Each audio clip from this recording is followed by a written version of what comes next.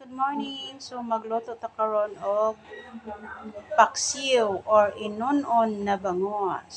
So nakay bangos guys. Then complete na siya ang lamas, yung ingredients. Then ato na din siyang templahan. So ilagay natin ang mga lamas. Oh.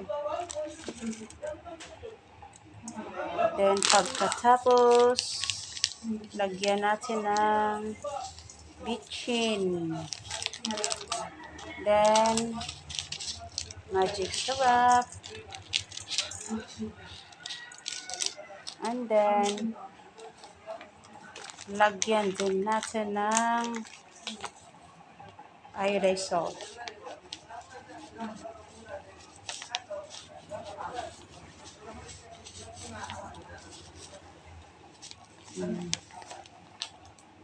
Then, lagyan din natin ng suka.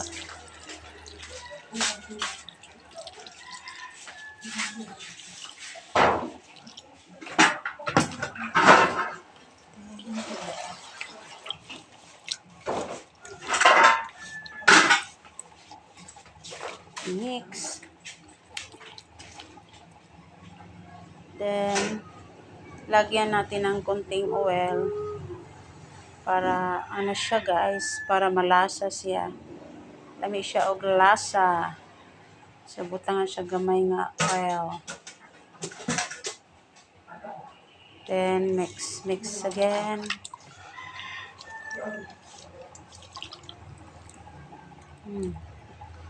Then, nato na rin siyang isalang guys. So, luto na ang inunon nga bangos. So, gibutangan ako na siya og sili nga espada guys para halang-halang sa siya. So, thank you for watching.